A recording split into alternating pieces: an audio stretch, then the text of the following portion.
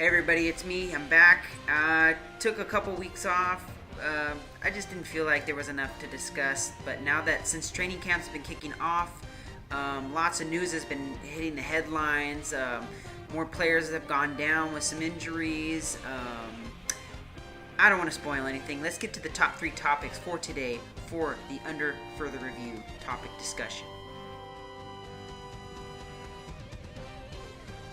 Now, if you guys didn't catch the Ray Rice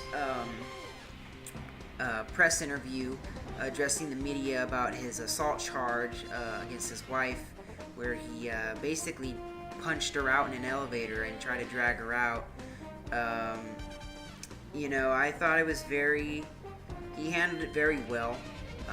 He did a good job saying the right things that needed to be said in order for someone to be apologetic. It seems sincere to me. I mean, he obviously felt bad about what he did. He obviously knows what he did is wrong, and that goes for everybody out there that hits somebody. It is completely wrong to hit anyone, especially if it's a woman. I don't care if you're a man or a guy. We shouldn't be hitting each other. And as a human race, it's just that any type of domestic violence isn't necessary. On top of that, my only issue with this whole thing going on right now is the ban, or not even the ban, but he's been suspended 2 games, compared to Josh Gordon's marijuana abuse, apparently, because he's appealing it. So there still needs to be more data, but that's another topic that I can go over later. But if you compare hitting a woman to substance abuse of a drug that would probably be legalized in the next 5-10 years, if it takes that long at most, I'm not sure. But a 2-game ban and a year suspension for marijuana, it just doesn't add up.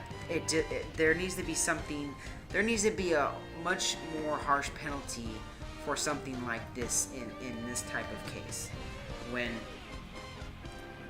domestic violence is already an issue and it's big in all over the place. That gets kind of the slap on the wrist compared to drugs. I mean, this is harming some other human being. It's one thing to be harming yourself and putting substances into your own body, but to hit another person, to knock them out, get you 2 games, that doesn't make any sense to me. And somehow, some way, the NFL needs to come down on this a little bit harsher and figure out a really good punishment for this type of charge. My next topic, Brandon Marshall. This guy again. I like Brandon Marshall. He's probably one of my favorite players that play for the Bears. But if anybody knows me, I am not a big Jay Cutler fan. Not because he plays against my Packers, but the guy, he's just not clutch. And why do I need to be a fan of somebody that can't get the job done? I mean, I just throw out the facts here, and my facts prove and point that this guy is just fish cakes. I mean, he's not good. He's one playoff win. He's just like Tony Romo. Has all the potential in the world. Do this, do that. Anyways, long story short, Brandon Marshall thinks he's going to win MVP. Has the potential. And I'm watching First Take. Skip Bayless, Herm Edwards, and I forget the other guy. The name doesn't cross my mind for some reason. All agreed that Jay Cutler is, without a doubt, right in the race for winning the MVP for this year. And that kind of drives me insane. Even under Mark Trestman, the guy, I guess, is a quarterback guru. Obviously, he's changed the offensive mindset there in Chicago, where the defense is kind of landslid into a dismal, place. But Jay Cutler is Jay Cutler. That's just my opinion, and my opinion is based upon what I've seen. Jay Cutler consistently is either hurt, consistently always being talked about. Well, he's gonna do it. One of these days, oh boy, one of these days he's gonna just do it. And it just keeps going from year to year to year. He has the potential. He has all the weapons. I mean, yes, he does. He has Alshon Jeffrey, Brandon Marshall, Martellus Bennett, Matt Forte.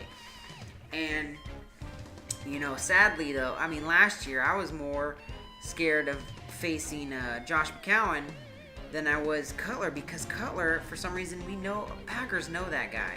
And that's not a threat to me. So I'm just kind of astonished that everybody, particularly the First Take crew and Marshall, I mean, just keep it simple and just Jay Cutler's your quarterback and that's it. There should be no MVP discussion here. This guy is not a MVP type player. Sure, he's probably top 10 elite quarterback. I'll give him the low top 10. But when you start talking about MVP and this guy has done nothing in 9 years, one playoff win, tisk. Stop it. And last but not least, we have a QB discussion here. I'm not even really sure if this is a discussion, but apparently I've been reading that Matt Shaw from the Oakland Raiders and Blake Bortles of the Jacksonville Jaguars are looking pretty decent. They're impressing the coaches and making a good first impression for everybody. Well, I'm just going to leave it on a positive note there. Because if we dive any further, I don't want to look at anybody's history and know that, these teams have been awful. I guess more of the upside here, I would be excited about is Blake Bortles. I mean, Bortles was a guy that the Jaguars reached for, and he should be definitely playing at a high level. Where did I forget? The second, was it third or second? I forget. Anyways, great for the Jags. Great for Oakland. I would still like to see David Carr with Oakland start, but hey, I'm not the GM, so what's a beat to me? I don't care. And that, folks, to me is my quick top 3. I'm glad that you guys check out my videos here at Under Further Review. Anyways, I got my fantasy league teams that I probably will do some videos on. I got picks. I got tons of stuff. I might have to do my week 1 picks early, which I hate to do, but I'm going to be busy in late August, and I'll be probably watching all the preseason games and stuff, so I'm probably going to do a lot of videos, but sort of mid to late August I'll stop making videos, and I will have to put up a week 1 prediction show, and I don't want to do it, but I have to. Reason why I don't want to do it, because it's too early still. It's too early. We don't know who's hurt. We don't know what crazy scenarios might come up for certain things. You just never know. So it's always too early to tell until the final day comes along. So anyways, thanks for checking out my videos. Check and wait for other videos that I have coming, and I will see you guys soon.